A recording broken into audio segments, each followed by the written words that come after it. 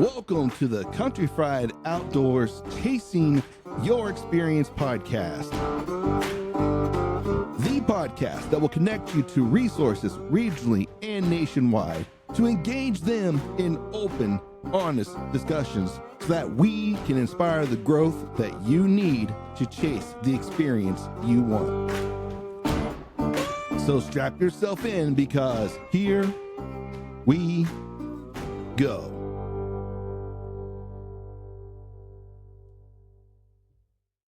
Hello, everyone. Welcome back to another episode of the Chasing Your Experience podcast. I'm your host, Sean Smith, and we've got an interesting episode for you guys today. So a contact or a previous guest on an episode or on the show, the Scrape Doctor, got me hooked up with a firefighter that is into the food plot industry. Like he's runs a seed company out of Michigan, and he got us connected. And Tony, the owner, who we're about to bring on, was more than gracious to jump on the show and talk to us. So everyone help me welcome Tony Bennett. How are you, sir?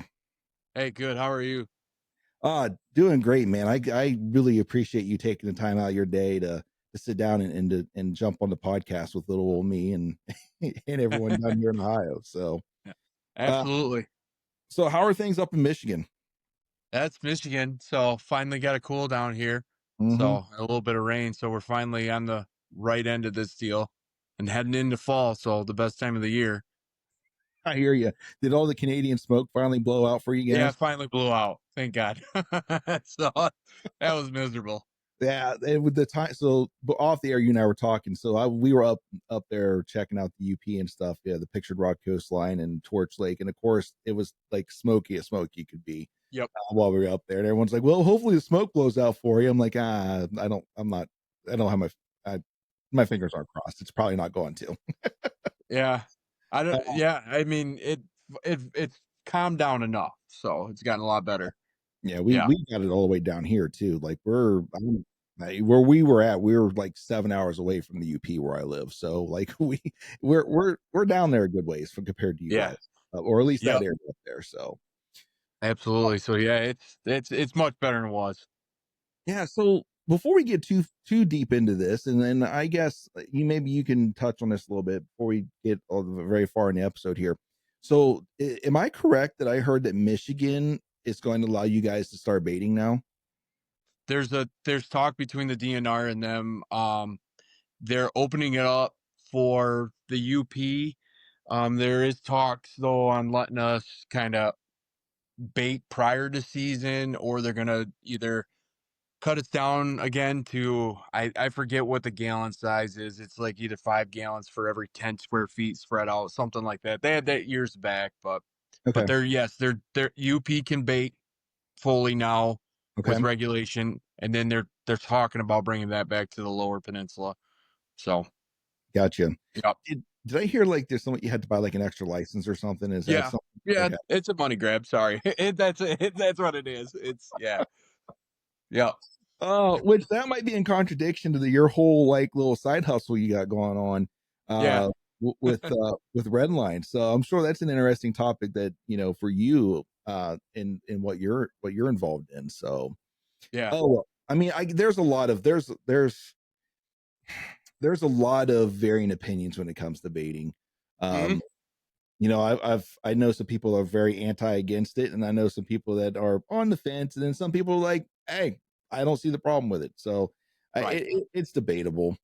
Yeah, absolutely. I mean, don't get me wrong, because when I was a kid, when I hunted, I baited. I mean, it was corn, sugar beets, or shelled corn. I mean, that was the way I knew how to do it. So, yep. I think most people have had an experience with baiting where it's legal at some point in time that you've done it. Unfortunately, we've also had some people do it when they're not supposed to do it. And yep. Some famous people, some not, but hey, that's neither here nor there. So, yep.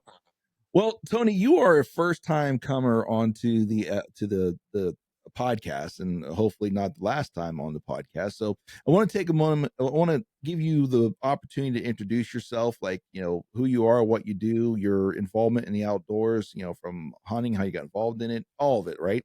And then we can start, tearing back the layers of what makes Tony. Okay. Okay, so start from the beginning. I mean, I started hunting at an extremely young age. I mean, back when I was about, no, let's just go 9, 10. Uh, Dad, grandpa both hunted. We hunted state land, whatever, and kept going out, kept going out. Back when I could bow hunt, and we're talking, oh, in the 90s or so, we could start bow hunting when you were 12. So basically, that was my first introduction to let me go out there and hunt by myself type deal. So dad didn't hunt, I did bow hunting. So um basically went out first year, didn't do very well. It was the learning curve of hunting. Come second year though, I definitely got that bow figured out, and that's how I got my first buck was bow hunting. Um, I shot literally right behind the house, 7 point little basket rack. It was the greatest thing in the world, man, shooting it with a bow. So from there, it was right into the same season, gun season, November 15th. Dropped another one. I'm like, this hunting thing's pretty easy. So, so, and then from there, it just the addiction just really kicked in, and I've never let it go. I mean, I dare say I've never missed an opening day of gun season in the state of Michigan. So it's like just like what they said, man. It is a national holiday here. So I did that for many years, hunted with my family. I mean, that was the day to take off. So, and we still continue that tradition today. So, I guess carrying on as I went, um, I got more into hunting. I wanted to get more into the detailed stuff and, how do things really work. I should say my grandpa had a farm when I grew up, and he was really passionate about growing crops and so on and so forth. And it didn't hit me till about I was in my 17, 18s, late teens there, and I really got into this. What is this food plot thing that was never heard of? It was a new to the game. All the big name hunters were starting out doing this stuff, and so I got more involved into it. Place I worked at allowed us to go to Michigan State University basically and do some of their horticulture classes. Hmm. And Michigan State also does a wildlife um habitat type class. So basically, yeah, after I went there, yeah, did some of their horticulture classes and did some of their wildlife programs that they were putting on at the time. Basically from there, just got really deep into the food plot mindset, listening, going to different conferences and whatever, whoever had anything talking about food plot things. Whitetail Institute was kind of the first to really jump into the game talking about education of it. And there was a few others around here that were getting into it. And then from there, basically I just started, you know, making my own mixes. Buddies were calling me up, asking me to do some of their plots and do this fancy farming is what they called it at the time. So, and then yeah, from there it was I just got things dialed in, and yeah, in 2014 or 15 I established red light, and then ever since then it's been on the uphill swing. So yeah, it's fun. I absolutely love going to visit people and getting them established in Hmm. plots and stuff. And man, once plots get going, at yeah, it's almost better than shooting the deer itself. It's like I did this, I made all this, and Yeah. everything around here's enjoying it. So yeah, so So, what are some of the key takeaways you took away from like the college classes? Has kind of led you into like what makes a good mix for like we could just talk about your region or if whatever idea you have because I understand yeah, regionally it's going to be different. yep, The further south you go, it's going to be a little bit different. The further west you go, whatever it yep, is, there's going to be some particulars that you're looking for. So, what are some takeaways? Like, yep, I guess if you're looking at like a good mix, like if you're looking at like protein versus minerals versus whatever that is, what's yep. some insight on that? So the biggest thing I look to when I talk to anybody that's putting in a plot is why are you putting in a plot? Are Hmm. you doing it for management reasons? Are you doing it to grow or better health of the herd of where you're at? Are you doing it just simply to draw deer in to kill them? I mean, that based off those reasons, I kind of established that, climate in the regions that we are, so Midwest, we got more cold climate up here. Mhm. So from there, I mean, you got to adjust what kind of plants will survive this. It's harsh up this way. The soils are terrible in Michigan. I'm sure Ohio's maybe got just a touch better soil, but yeah, Maybe. yeah. So I mean, soil plays a big, big, big deal into food plotting. You know, yeah, just those kind of the main reasons, kind of big takeaways I took of the whole thing. Now to get a Mhm. specific plant for a specific area, I I mean, you would have to almost go out and just see what's around that area too. I mean, every area is different. Mhm. Um, if the soil sinks, I mean, you're gonna have to go with a more of a better germinating type of plant that can adapt to those kind of soil conditions in the weather. So, and Okay. that's kind of how you get based off of it. Otherwise, it's going to take some work. All right. So, just in the pH levels and all that. So, So let's talk a little bit about redline. Like you started into yep. the idea of like it's coming into its coming into it, but let's talk about now since you're up and running it. So what's the grassroots of it all the way to where you're at today, right now? So, red light, a lot of it's based off of most of my clients in the area I know the best is all Midwest. Hmm. Um, red light, I mean, in a nutshell, is the average man's food plot company is the best way I can put it to everybody. I try to make it as easy as I can for everybody to get the plots established Hmm. to the expert pro level that, man, I know the zinc and ion levels in my soils that, I can dial it right into this is what you want for yours and we can create all this stuff. So, I mean, red light is kind of the average man's type food plot thing. I build it to make it simple yet extremely effective for everybody around us. So, yep. So where's the name come from? Okay. So, red light, that was a buddy of mine that was in the fire service with me. Literally one day goes, that's pretty cool.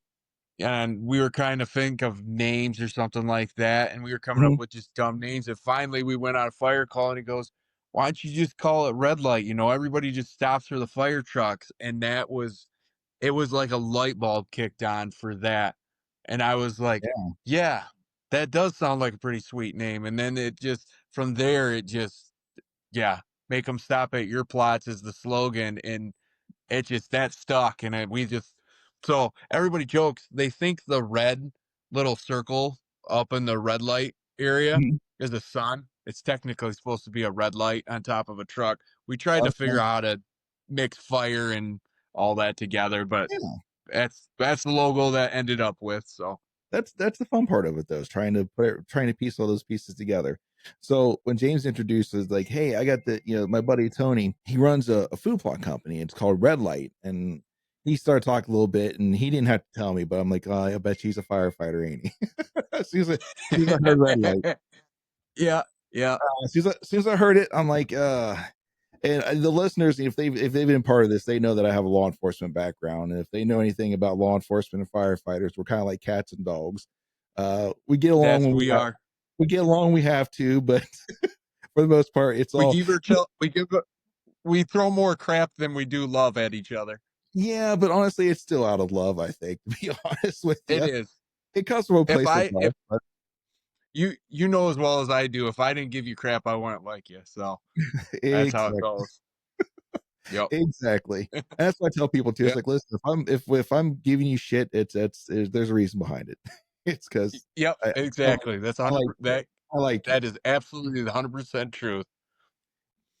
But Yep. anyways, so Okay. Red Light, that's actually really good. That's actually a really good name. Like it's very catchy. I kind of like it, and like it is a good homage to like what you do as a professional, not just in the outdoors, but what you do. What probably pays most of the bills is Yeah. That's what stuff pays red light. and honestly, Yep. it's a culture thing. Like people who aren't part of it don't understand it, and but once you get into it, you kind of get an idea why it becomes a part of our life, and why Yep. we hold so much like honor and also like respect for the positions of it. So, But yeah, Yep, so absolutely. but it's a catchy name, and I'm sure there's a lot of people that just don't it like. Hey, it just draws them in because they may not get the fire reference, but they definitely like. I I get it. I like it.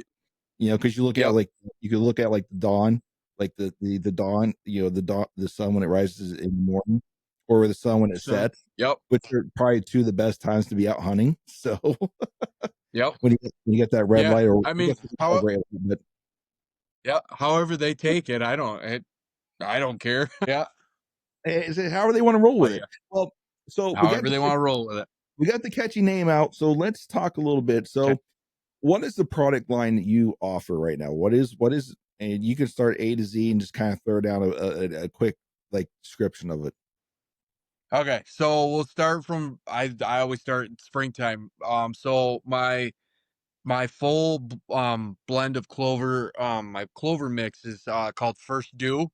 So Okay. for and that basically I took that from morning dews in the springtime and whatever.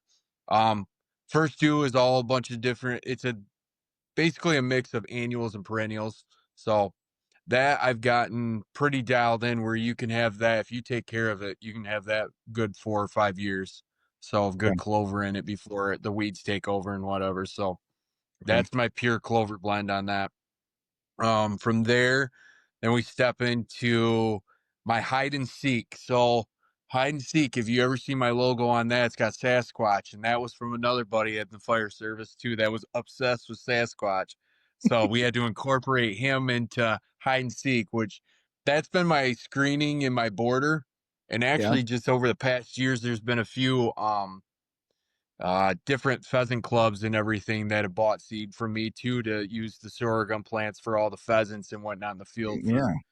feed and all cover and whatever they're Mhm. using that for upland birds. So that's something unique which I like. That's just something different to use with it. So um I guess from there then we'll step into basically, my prestige brassica is my full blend of brassica mixes. Everything is all winter hardy. It's fast growing, big leaves. I don't like to use too many bulbs per se in my mix, just because there's been some.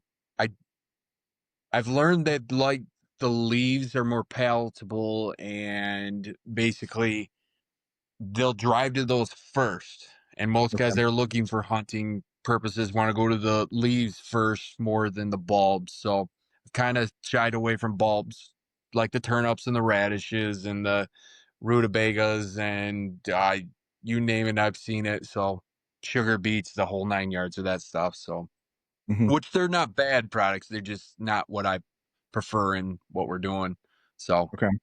then my next two basically is a deep woods and a field perfection. Now those two are different. The deep woods is for those micro plots, those kill plots and the hard to reach spots. It's the guys that want to backpack in on state land or got to go way back in off the country roads up here to go. And you can put micro plots in with those. I mean, it's Mhm. simple rake, weed whip, round up. You're going to get a nice plot out of those. Mhm. So and then field perfection is just what the name states. It's got a mixture of grains and brassicas in it, Mhm. and that's hard to beat in Michigan in a wintertime. So it's the greenest thing out there. So that draws them right in. So So you said something about the brassicas that you don't like to run a lot of like bulbs. Is that like yep. is that like a regional thing because Michigan Uh, tends to get like a crap ton of snow and it's not useful for you or So yep, you're starting to get some of the picture here. So a lot of guys that see all these big names on TVs that go out to Iowa and whatnot that have these Mhm. big massive turnip bulbs and stuff.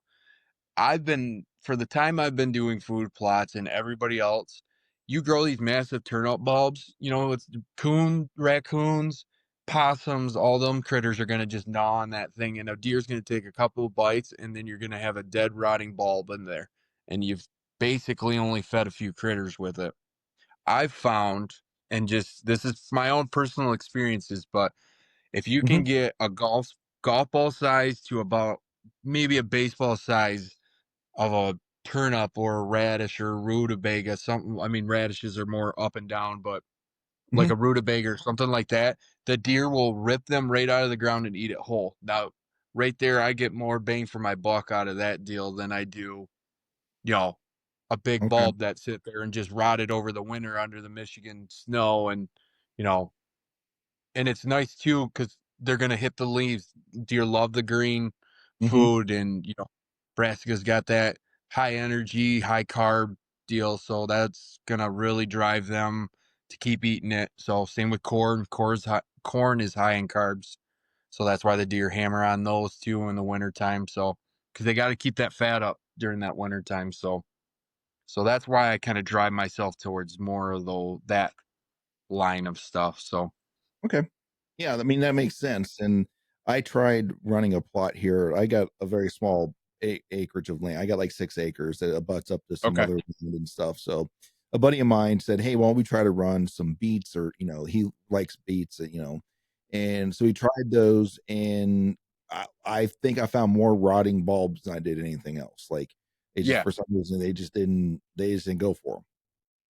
Right, and that seems to be more of a preference thing too with deer too. Deer gotta if it's something they've never seen before, Mhm. it's gonna be it just like you or I, if it's a new food, I'm not gonna jump right in and eat it right away. It takes time. It takes some, "Hey, this is actually good," and more deer come Mhm. in, and deer are gonna do what, the other deer are doing, yeah. So if you don't have anything like that and you go and dump all that stuff around there, yeah. It's kind of something they're gonna have to build tolerance to of it being there, but That makes the that makes basics I can yeah, go ahead. no, that makes total sense. Yeah. So, that's kind of what I am going with that. So, sorry, I'm turning the light out, but, That's all right. yeah. So, anyway, so that's a little better. Um, so yeah, that's kinda why I'm doing that. I think it's getting dark over there. Yeah, Ah, it is. Like, it's getting dark out in the sunroom, but it's like so much for being a sunroom. It's about to be a moon room here in a minute. Um, Yep. so let's start from the very beginning. Like, so someone's interested in doing a food plot, and I like that Okay. you just talked about, because that makes that made total sense to me why the deer weren't overly like just diving into that food plot, because it was brand new. Like, I'm pretty sure I was the first Yep. person to ever do it ever around here, right? It's just because it's just the way it is here. So that makes sense. Like, they don't. So I guess before I go into the very beginning part of this, so then realistically, let's say someone's throwing in a plot, right? And Right. what would you tell them would be a realistic expectation before it gets? And now, once again, this could definitely be like very regional, and it could be very dependent, because deer, like people, we're not all the same, right? Um, Mhm. but on average, let's take average. Okay. What would be the good expectation before they see the results of the plots that they're putting in? If it's just starting like I did, like I had a field, said let's put some beets in here, and, Okay. or turnips or whatever you want to call them, and go from there. So, I actually had that question actually just last week. So, building a plot, it takes time, and basically the easiest answers I can give you is 1 to 5 years, because I Okay. know in 5 years you're gonna have an outstanding plot if you put the time, effort into it. Say you could have it in shorter time. It all depends on your soil is the biggest thing. So, Mhm. I would say realistically, I'm gonna go 3 to 5 if I'm just guessing Yeah. here All right. to have a well-established food plot with minimal weeds, and you're getting a good return on what you're planning. So, Yeah. I mean, yep. that's fair. I think that's a fair Okay. statement. So let's dive into the very very start of all this, right? So Yep. I'm one of your customers. You can put me wherever you want. Whatever you Okay. have a good game plan for, doesn't matter, right? But I'm one of your customers. I'm coming in. I want to get started on food plotting. Okay. What's step number one? So step number one is basically sitting down or on the phone. I do a lot of phone conversations, but first thing is, Mhm. why do you want a food plot? What benefit is it? because I've had people go, well, I hunt next to 100-acre cornfield. Well, that's you have all the food in the world, so now we got to figure out how to compete against the cornfield. So the Yes. first thing is tell me your hunting setup. Like, so for you, example, what's your general setup? Do you hunt out of a tree stand? Do you gun blind? Are you bow hunting? Are you yeah, I mean, All right, so I'll give you the layout of one of the yep. farm, kind of the layout of one of the farms I hunt. Right, so Okay. the farm itself is not actively in agriculture. Right, so Okay. it's mostly what is open fields has all been done by clear cutting or by bulldozing, and this is years ago. Right, it's Okay. got a lot of clear. Well, I can't say clear cutting. We had a pretty big storm go through and knocked a lot of trees over, so it's been salvage timbered. So there's Okay. a lot of new growth happening in areas that it's not been before. However, Okay.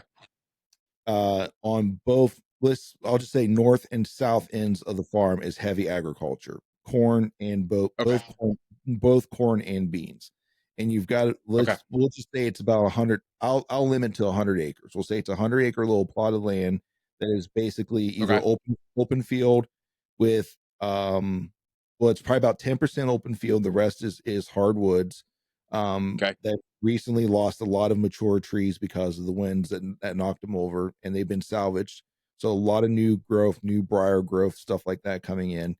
And we predominantly bow hunt. Okay.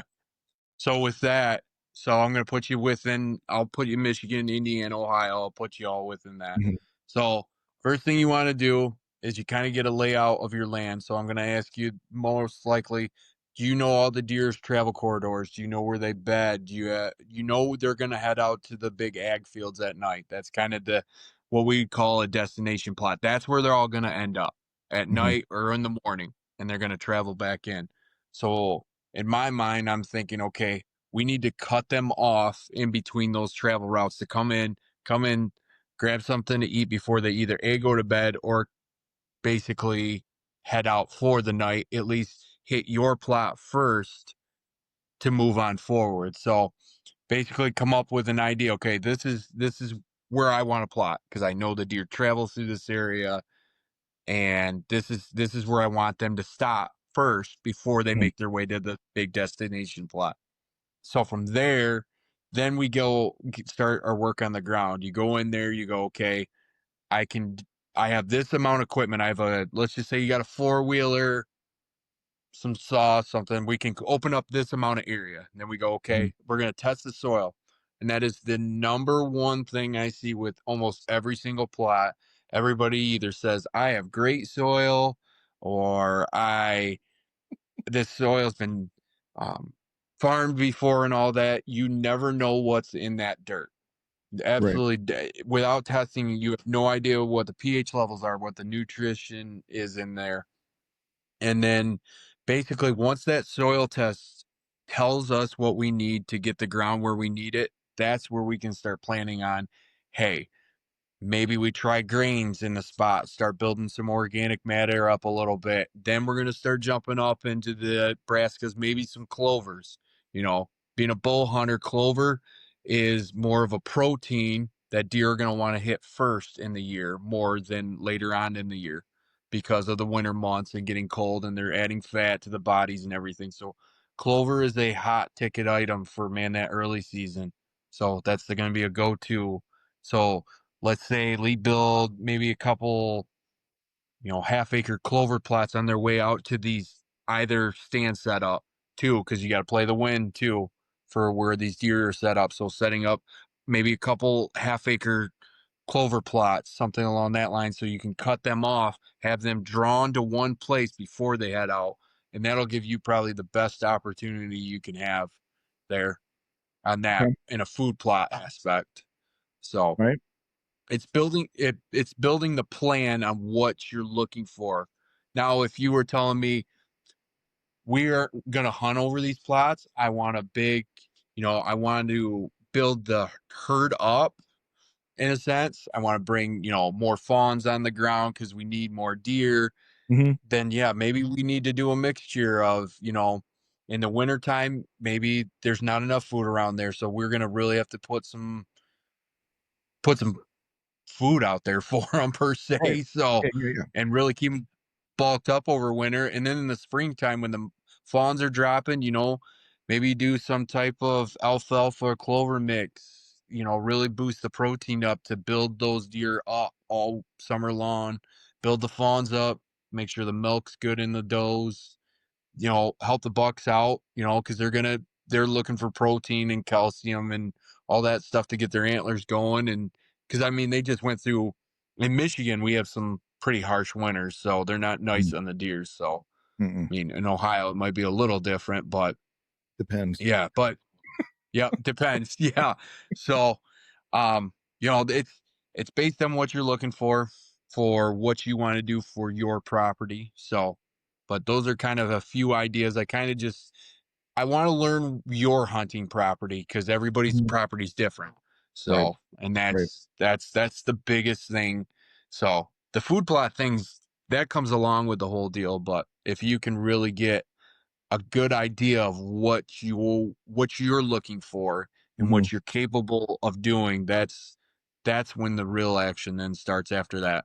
So, So, would it be fair to say, and you can totally like poo-poo this statement and tell me I'm completely off in left field, but would it be fair to okay. say that it's a unfair judgment of a food plot the first year it's in? Yeah. Yeah, I Okay. would say. And Okay. it's no different if you use my stuff, if you use the elevator stuff down the road, if you went to Mhm. the farm store, if you bought any other supply on there. I mean, I would say it is an unfair judgment on any food plot seed per se that Mhm. you put down. Now, and I'll say there is some seed that absolutely should never be planted, but we'll Okay. leave that for another rainy day. But yeah, so yeah, yeah, Yeah, no, I get it. And I guess the yep, point I was trying to make, like, we just to hammer in the fact that we discussed earlier that you got to give this about 3 to 5 years for to really mhm, reap the true rewards. Like, it's like a 3 to 5 year commitment. It's not just playing it and then watch it go for 3 to 5 years. Like, it's you're gonna have to put some work into it to keep that plot right, nourished and going. So, yep. uh, It's just like shooting a bow. You don't go out there first day thinking you're gonna drop, you know, what 8-inch tight group at 45 yards, 50 yards on opening day, first day. I just got my bow out and I'm gonna zing it out there. I No, it takes time, it takes practice. Yep. I hear what So you're saying there, but I I will argue that there's a lot of people that think that way. yeah, hey, I I will tell you right now, my own brother thinks that way when he dusts the bow off and he's like, "Yep, I'm ready for season." So, I love that picture that yep, was going around. It usually goes around this time of year of like a Glendale buck target, and there's like arrows everywhere except for on arrows the every yeah, yeah, and yep, somebody's like, yep, ah, close enough. I'm like, so, yeah, yeah, yeah, yep, that'll work. that'll do. I'm like, yeah, I don't know about that. Yep, Uh, that's something I am passionate about. I shoot my bow like religiously every year, all year long, through the yep, season, everything. Like that's it's just one of those, and I'm lucky I got the property to do it on where I can really stretch out and really hone in some fine tune some things at distance. yeah, Not obviously it's nothing I yep, would take a shot at an animal at, but still like work right, on the distance and stuff to fine tune some things. So that's one thing I do. But there are a lot of people that I know close to me that's what they do is they'll pick their bow up like a day or two before season just to make sure it's still on, and then they start hunting. I'm like, yep, and then it's ready to hunt. Yep, I'm like, I just sit there and watch. I'm like, it just it drives me, but I get it. So let's see here. Let's where I want to go with this. So we talked a lot yep, about like the expectations at 3 to 5. We got yep, some ideas of what the kind of the first steps of things, right? So if I'm looking at keeping that food plot going for the next, 3 to 5 years, like so, let's talk about is maybe this isn't even something that we even need to maybe there's not a direct path. Well, there's probably not a direct path, but that maybe there's not the stages, but maybe there's not a generalized thing. But if there is, what would be kind of like the generalized tips of what I would need to do to keep that plot going for the next 3 5 years to get it to its full potential? Okay. So with that, based off of whatever your soil test is saying, is adjust, watch the pH in your soil. The Mhm. pH is, I would say, one of the top priorities in the soil just to get the plot to where it needs. The pH plays such a huge factor in how much fertilizer it'll uptake, how much, moisture it's going to retain. The list goes on and on with what Mhm. that symbolizes. So I would almost dare say, and I'm going to upset some people, but I would say lime is more important than fertilizer itself, because there is already nutrients in the ground. You just need to unlock them. And that's where the pH comes into play in the Okay. whole soil dynamic thing. So, yep.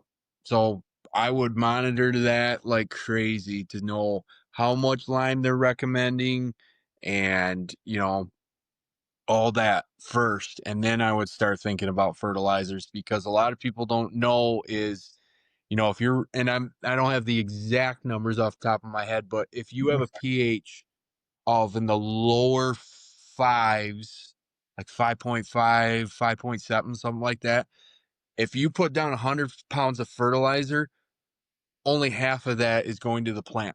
The other is just dispersing and being locked up in the soil, or just going away in general. Okay. So that's how much that pH plays in effect of everything else down the line. So, Okay. That makes, yeah, and I wonder why lime would be important. I'm glad you answered that question because I've heard the yep. discussion before. I don't I truth be told, I don't do a lot of food plotting. I do here and there. But that's why I Okay. was kind of interested in this topic though. Like I would like to know a little bit more about it. And there are some people who do. There's people around me that do that would be very interested in this. Yep. And lime was just one of those questions that it was always on my mind. I knew farmers use lime. I know people put lime down, but to be honest with you, I really didn't know why. I'm like, you just put lime down. So You just did. Yep. you Yep. just put it down. That's what you did. I don't know. But no, that makes total Yeah. sense. And I guess that's where those testing we would do your soil tests would be really important for you to keep up with too. How Oh, often 100%. how often should you do those? Once you've done your first one, how often would you Um, recommend I do that? they tell they tell you to do it every year. Now, if you did it the first 2 years and you kind of know what you did and how much that adjusted, you kind of can get a good game plan on what the third year, fourth year is going to kind of be. Okay. Say you put 1,000 pounds of lime down and it adjusted the pH to, from 6 to 6.5 or something like that on the pH Mhm. scale. You'll know, hey, if I put an additional down, this is approximately, it'll put me where I need to be next year. And I Okay. shouldn't necessarily need to do a soil test, but it kind of gives you a ballpark idea if you do it every year, 2 years, 3 years at the max. So, Yeah. No, that makes total sense. I just want to throw it out there what people, give kind of people an idea of what, they expect or what to look out mhm. for, how often they should probably be testing their soil then. There's probably some people that be crazy want to do it every month versus people want to do it every year. I don't know what the cost of soil That's testing oh is. yeah, there is some people want to see what they just put down, and Mhm, lime takes about, it all depends on the moisture and how fast it's mhm, breaking down and what kind of lime it is. I mean, like I said, that's a whole nother animal in itself in right. that aspect. So, but So it the one takes that's time for it to break down. So, yeah. The one of the things I've heard is that the lime really this is probably just an old wives' tale or probably a myth that's out there, but I've heard that the lime you put down next year or this year doesn't really do anything for you until next year. next year, nope, that's true. It Okay. takes it takes anywhere from 3 to 6 months ish. Okay. So, All right. Nope. yep. It, Nope. if and you're and we're not talking about the crazy new liquid lime, the calcium stuff. Okay. It's not that. That's something on a different level. So, but I'm talking like pelletized or ag Yeah. lime. Mhm. So, yep. So let's dial in on something. What are the number? Let's talk. Let's narrow down the top three mistakes that you see that people do with their food plots that they Okay. they could probably easily fix or probably should never have done. Okay. So One what's is number not three? the Oh, number 1 is just what we've been talking about is the soil test. I mean, oh, that's number 1. I mhm. That goes for everybody. That's that's the worst one out of all of them. Is just because you're just wasting your money after that if you're not doing that. So Yeah, because number 2, and what's that? the plants aren't getting the nutrition even if you were trying to get it to them. They're not getting it because there's not a or particularly not getting it. So Right. you're wasting time. Yeah, absolutely. So Well, so that number 2, would that make the plants go less ahead. palatable? Would that make the plants less palatable too? Like because the nutrition So values aren't there, or is it something that could actually cause harm to the herd because they're filling up with inadequate nutrition? Not necessarily hurt the herd, you're just not giving them the full potential of what that plant could give them per Okay. se.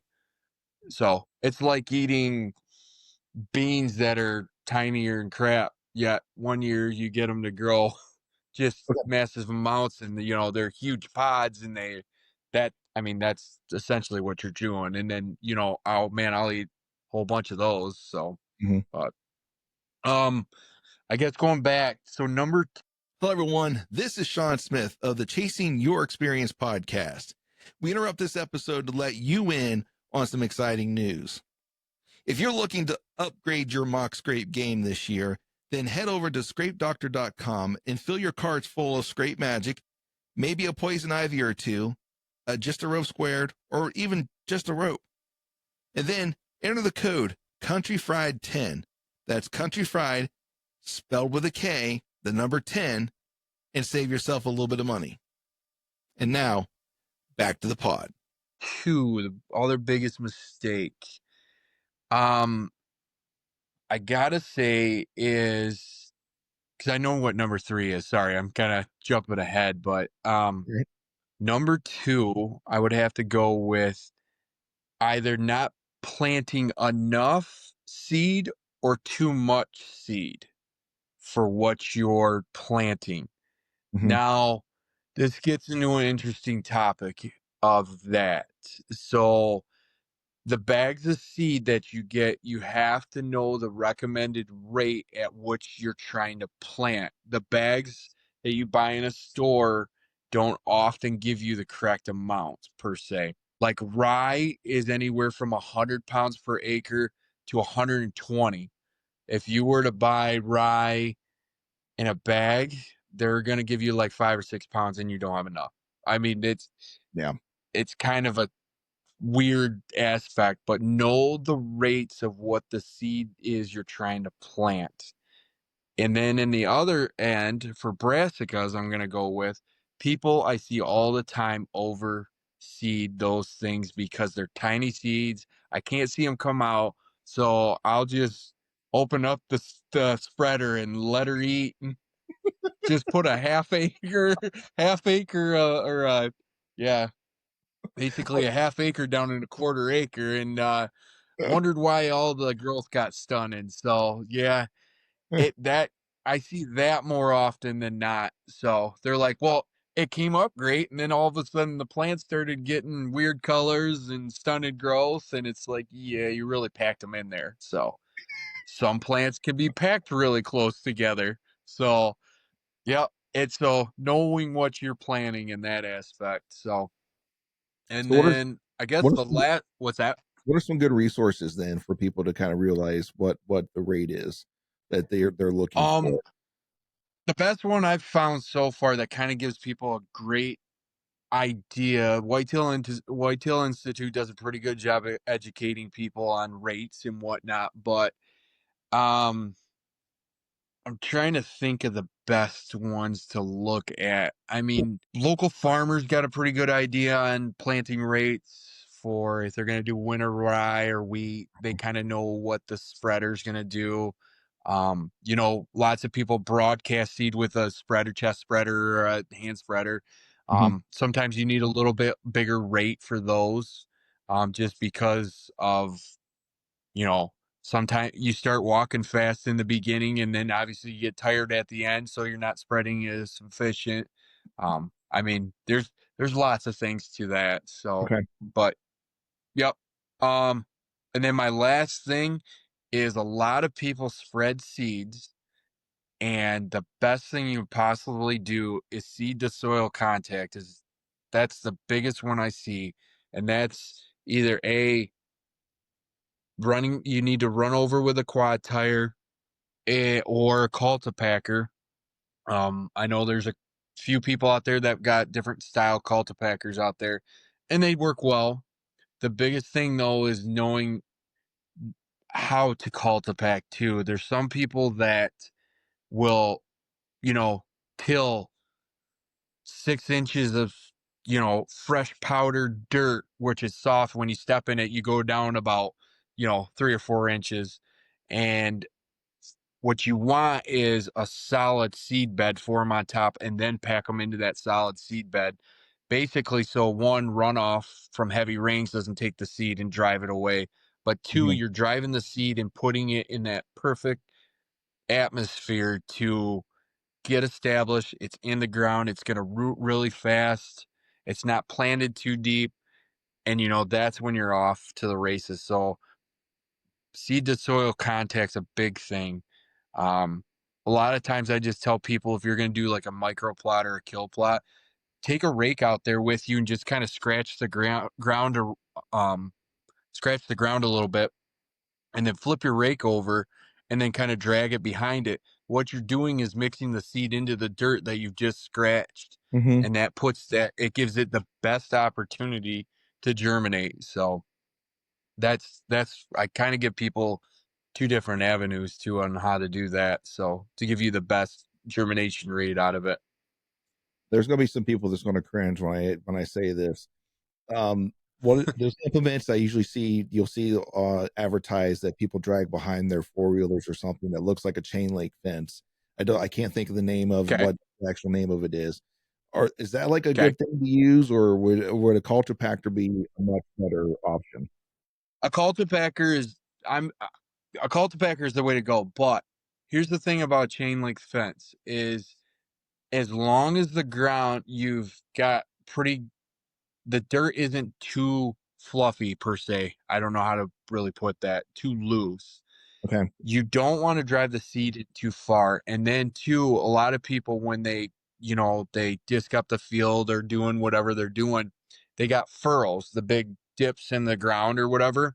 Hmm. Well, when you go across that furrow, basically the chain link fence is only covering just that top little lip here. All the seeds that are down here aren't even getting touched as that thing just goes over. So you're really not packing it in. Whatever the quad tire or the tractor tire is running over is pushing that down. But they're they're a good option if you don't have any other way of doing it and you're trying to do things fast. And Hmm. it's not a bad thing, but the potential is to drag seed too with it, because that wants to drag and pull everything Yeah. with it, which you want to drive the seed into the ground, not push it along with you. So that would be my only downfalls, I would say, against that style, the chain link fence deal. And that's just something that But I've seen. Yeah, that's just something I've seen looking at, like, man, it looks like you'd be dragging more of that and like stacking it up somewhere, or just keep it completely taken out of yep, your bed where you want it to be, doing it that way. Um, yeah, it's just first glance. you'd be pushing the seed around in different areas. Yeah. Yeah, Yep. just first glance at that.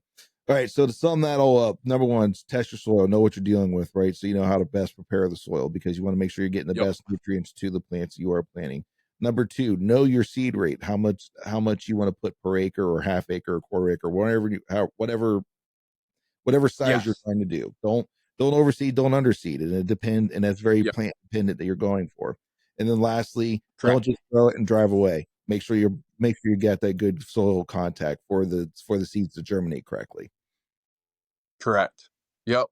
Is that pretty much, did I nail it in a nutshell? You nailed it on the first try, man. Not too bad, That was pretty good. not too bad for a cop, right?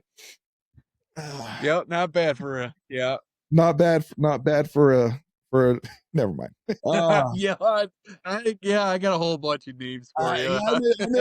I know. Maybe I was trying to bait you a little bit with that, but you didn't take. you're Yep. you're you're being good. You're on your best behavior. I appreciate that. First time on the show, I can't go after you too harsh, so right off the Well, bat. listen, it's one of those things. I don't get easily offended. If I do, I just had all I had to do is hit stop. Oh god. Hit stop and leave. Yep. I wouldn't do that Yeah. to you. So, man, we've covered a lot. Is there something that you would like to discuss that we haven't really touched on yet on this episode? I mean, how long do you got? Yeah, That's we can we can be I on. could go on for days about food plot stuff, so, Listen, um the time is yours. I just want to make sure I'm not missing anything because we touched pretty much about a little bit about red light and how it got started mhm, and the product line you offer. We started a pretty good roadmap for people and expectations. Now, granted, we could probably get some more details, but I think that's going to be more specific to a location um, to yep, give a full roadmap. But they got at least an idea of where to start, um, yep, how long they should really be committed to doing it, and then probably the three big watchouts of food plotting to be a little yep. bit more successful. I think in a Yeah, nutshell. I I mean, mean, I the, that in a nutshell, that's great, so, because I mean, I could get into, different strategies for different hunting setups. I mean, touching on that kind of stuff, I mean, I've seen more big bucks, big deer, lots of deer killed off of smaller plots than I have big multi-acre, like 5-acre big food plots, what like do you an think? acre or smaller. What do you think that Go is? ahead. Why do you think that is? Okay. Why that is, and I'm not a scientist. I'm a hunter and I'm guessing, just shooting in the dark. So Speculating. It's fine. if I can condense it, yep. If I can condense a deer down to a certain area, the number one thing is if I put more scent and more deer activity in one area, and we're talking, once rut hits, once, you know, fawns start dropping, all that, where do you think the deer are going to feel most safe? Where they sense all the other deer. I see all the Mhm, deer over in this area. I see all the deer pass through this area. I smell all the deer that pass through this area. All the signs are here. There's scrapes on the ground along this field edge or this plot edge that is made here year in, year out. This is the same travel corridor we take, and this is the same, you know, paths that, mom and her little one takes out to the big ag fields. This mhm. is where, the buck always travels through first to scent check does, and I gotta grab something to eat quick before I head out. I mean, when you condense it down into a smaller area, now in 5 acres, that buck could come out 400 yards unless you're rifle hunting. Mhm. That buck could come out on the other end of the plot over there and he'll keep going out that way for the next, week and a half. And then you're like, oh, I'm going to go set up over there. And we all know how hunting is. As soon as you move, where does he come out? Right where you Where were you just sitting. where you were? Yep. Yep. So now you're back at 400 yards looking through your binoculars at him. So, and I don't have any scientific reason on it. It's more of being a hunter and going, if I can condense the deer down and make them feel safe in Mhm. one area, they have all the food they need.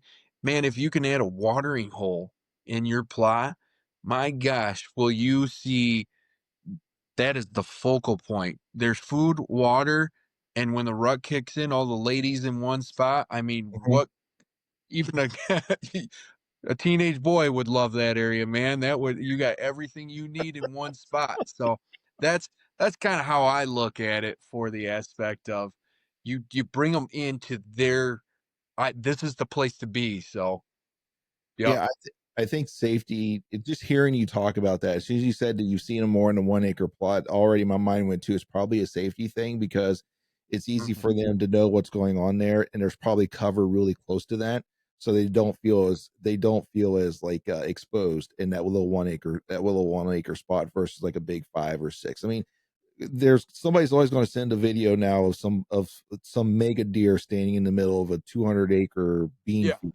somewhere, Yeah. right? just to just Yep. to be just to be 100%. just to be facetious with the whole thing. But no, that Yep. makes but that I could see that security and safety being a big thing. And then Yep. adding the water to that's something that's an interesting point to make. So I've seen a lot of different this done a lot of different ways. The most that I see is people that just buy like a big one of those rubber agriculture tanks or whatever, and Yep. I've seen them And kind of bury it. and bury it. Yes, yes, and just bury it Mm-hmm. Yep. um, as their way of Yep. doing that. Yep. So So, I mean, one stop shop, man. well, I mean, yeah, what could be any better? I mean, you got everything you need. So, and you know it'll always be there. So, yeah, that's I guess that's my biggest thing is, you know, there is reasons on doing big 5-acre plots. And the reason, it's food because there's a Hmm. lack of food in that area. When it comes to northern Michigan, there is it's pine trees. It's pine trees for miles and miles and miles. So, Hmm. and if you set up a food plot there and you don't have more than 5 acres, that food is gone before even hunting season. So, because they're going to go there every single night, there's 50, 60 deer on that plot, and boom, it's gone. Yet, you go down to where you're at in Ohio, and you got cornfields and soybean fields galore. So, Hmm. and you've got all the food you want. Now, when winter comes and that stuff disappears, where are they going to head? Right to your green little pasture you got set up for them. So, yep, Now, that also makes sense too of what the use of the plot is and what you plan on doing with it. yep, Because if you are looking at like sustaining the herd or at least giving them some food that's going to last them, like 1 acre is probably not going to do it. Like no, they'll go through that. So case in point, when I first started this whole thing, I was dead set I was going to plant beans. It is what was going to happen. Like soybeans, that's what I'm yeah, doing, right? And the guy who came and kind of helped me, he doesn't do it professionally, but he knows a thing or two. And he's like, I don't think beans are a good idea because they're going to eat them. I'm like, I'm doing beans. He's yep, like, okay. It was like, he didn't argue with me. He said his yep. piece. We did beans, and guess what didn't come up? Well, what came up, but Smoke was beats. gone. It was gone as soon as it came up. Beans. So, and we did. I don't even think we even did a full acre. And between the deer and the a few Canada geese that were hanging around here, they didn't stand a prayer. Yeah, They didn't stand a prayer of a chance. nope. So, and then I said, okay, so what do you recommend? And he said, let's do these. I said, all right. Yep, The last yep, time I argued, that's the yep. last So, time I don't listen to you. yeah, yeah. And I've seen that with a lot of people too. They're like, man, I did a half acre and there's nothing growing. Well, you walk out there and all you see is deer tracks and woodchuck holes and Hmm. all these critters around there. I'm like, dude, it got devastated is what happened. And it's Hmm. it's not anything that you did wrong. It's just the animals don't have anything there to eat and you just Yeah. brought the grocery store in for them and anything that came up, it was good. So that's that's how that That's goes. pretty much how that went. So since we're on this topic, do you have any tips or tricks for people to keep animals off of the plot while it's growing, or is it just it's just Um, what's going to the happen? only one that I found have worked over the years, and this is going to be in heavily populated deer areas, is there's a fertilizer. It's called Milorganite, and I've heard people planting that, and I've actually seen it, and it does work. So it simulates that there's people there, yet it's fertilizing the ground too in one shot to give you that initial boost. Hmm. And it's not a it's like 555 or something is what the rate thing is, but Hmm. that will give you an initial boost to keep the animals out of there. Hmm. And then, obviously once it breaks down and goes away, the deer will, or the animals will start coming back into there. Hmm. Um, I've seen guys put electric fences up. I've seen them make you ever seen the deer spray? It's called, I think it's Deer Stop. It comes in a spray bottle, like if you want to spray on your flowers or whatever. It's basically like cayenne pepper. So when Okay. the deer lick it, it's like it's too spicy for them. Is all it is. I've seen that. I mean, dude, I every kind of gimmick out there. I mean, if the deer are hungry, they're gonna eat it. Right. So, I mean, I don't That's know any special tricks per se. So it's just planting enough food yeah. or planting something that they're not going to eat right away. such as like a grain. Grains seem to withhold coming back. Mhm. Once clover's established, clover can take a pretty good beating. So, Yeah. but for the most part, yeah, you got to get things established first before they can really take a hold. So So, the fertilizer you're talking about now, if yep. like, someone, let's say someone gets their hands on, they decide to go that route with it. Hmm. What generally, in your experience, I don't know if you've used it or dealt with it before, what is the general time frame that that will be quote unquote effective and keep the deer off? Oh, I would say if you give it a month or two, probably. Okay. It depends on rain, moisture in Yeah. the soil, Mhm. how fast it breaks down. Yeah. I mean, that's kind of you got to kind of look at that. I mean, if you get consistent rain, it'll go way faster. Yeah. So, but yeah, it's more moisture driven than anything. Hmm. So, season good.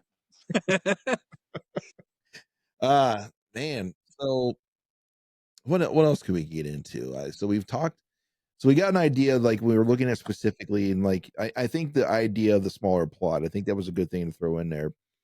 Because I think a lot of people just they think in grandeur. Now I can see this in two ways. Number one, like you said, if we do go if we in certain areas, if we do a 1 acre plot, it might get mowed over and it's gone. Like it's the deer hammered it and it's gone. So I can see where people are wanting to do that 5 acre bigger plot then, but Mhm. also the more effective in a hunting scenario that that smaller plot is. First off, it's easier to shoot across. There's more likelihood you're going to get an opportunity at something. So Mhm. let me throw this out here then. So let's say someone, if someone wants to go that big route, like I want to do a big 5-6 acre plot, then would you still recommend them, like, okay, well then you need to find like a good staging area leading into one of those locations and do a Yeah. smaller kill plot? Yep. Yep. So if you're gonna do a big plot, my suggestions are too is you got to use some type of screening or some way to draw them in to you better, whether that's piling up debris or something.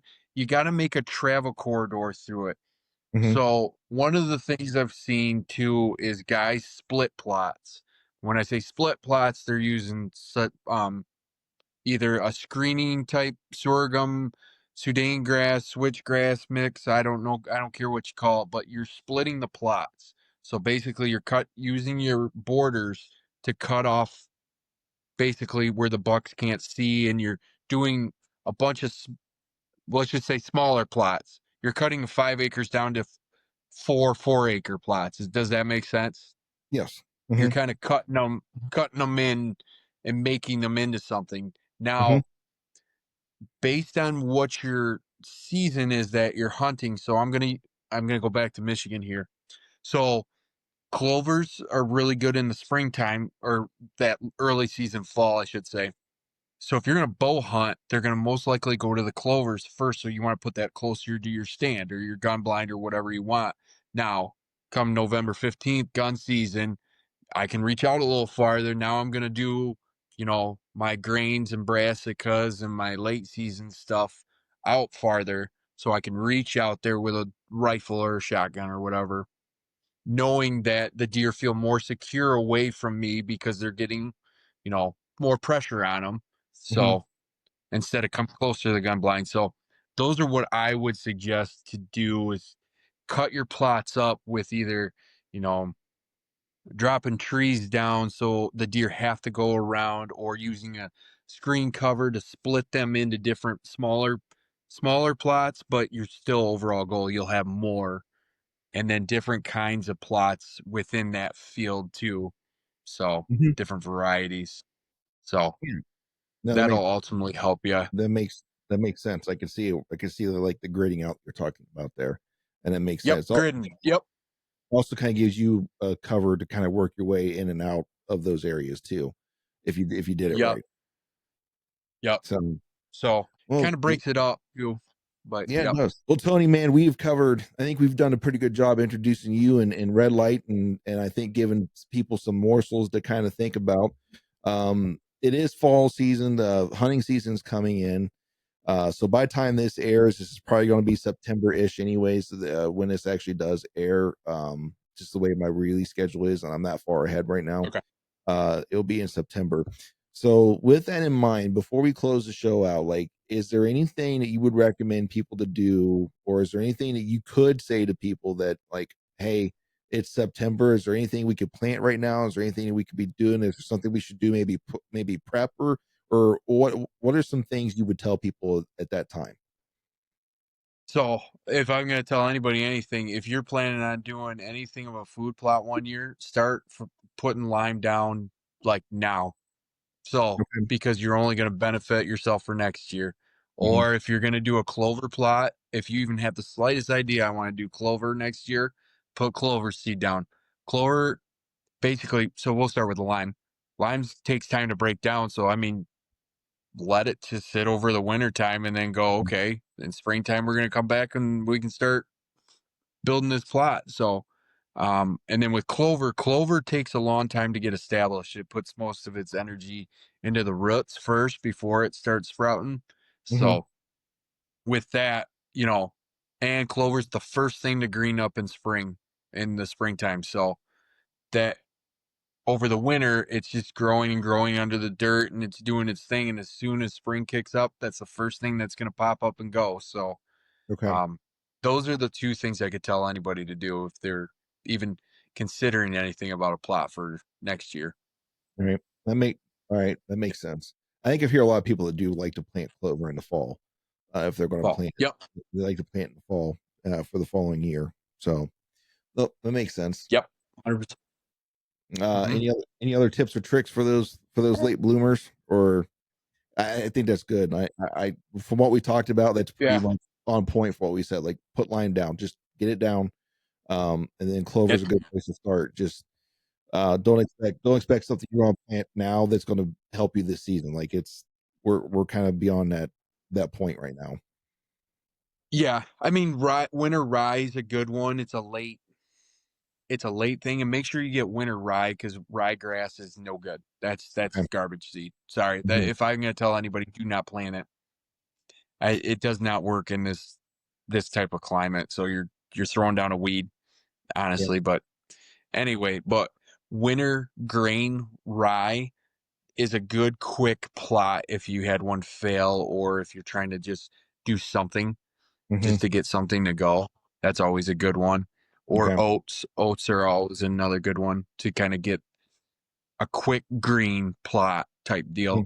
So, but that's for say you had a plot fail from getting either a drought or critters ate it all or, Mhm. you know, just generally late to the game type thing, procrastinators. So, but yeah, I don't know any of those that's all I people. got for you, man. You I don't know any of those people that would like to procrastinate. Nobody. no, nobody does.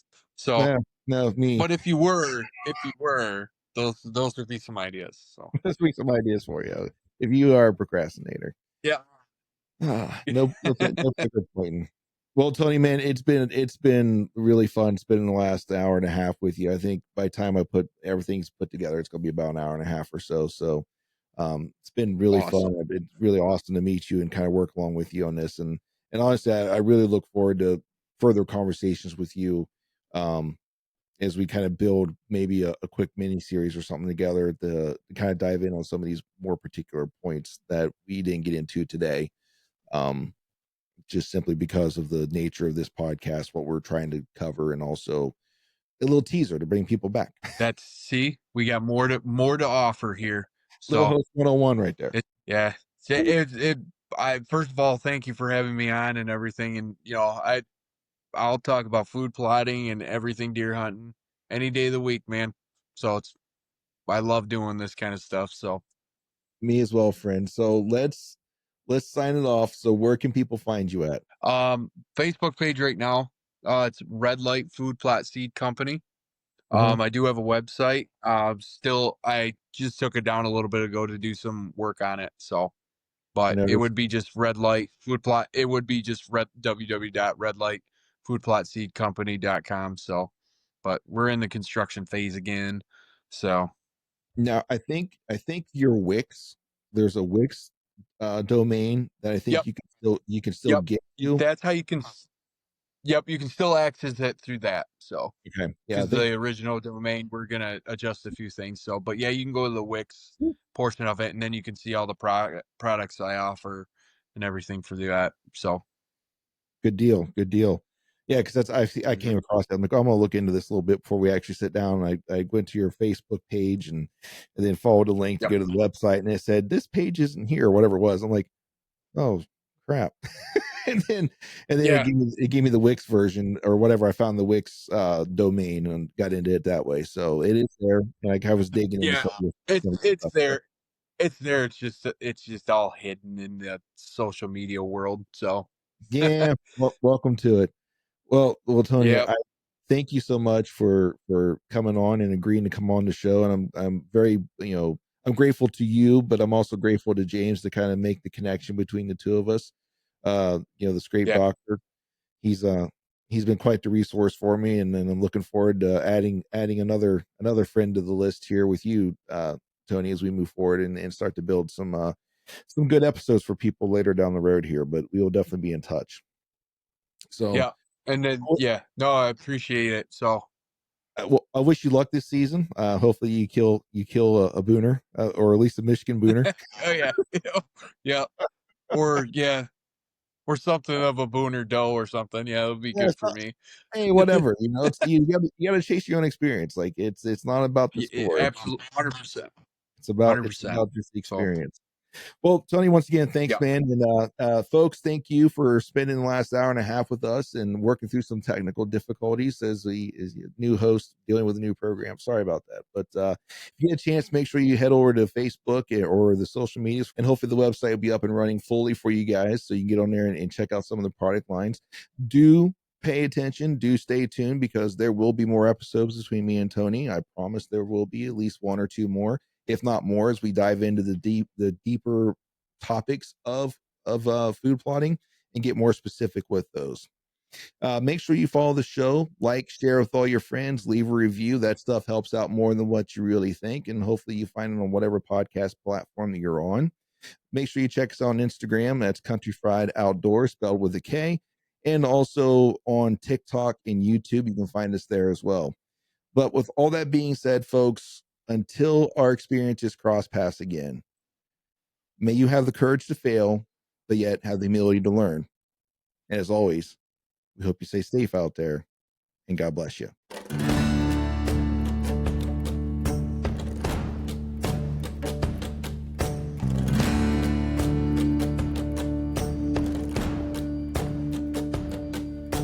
Thank you for listening to the Country Fried Outdoors Chasing Your Experience podcast. Before you go, don't forget to leave us a review and follow the show on the podcast platform of your choice.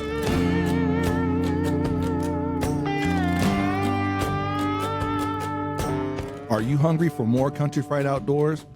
Then follow us on Instagram at Country Fried Outdoors, or subscribe to our YouTube channel at Country Fried Outdoor Productions.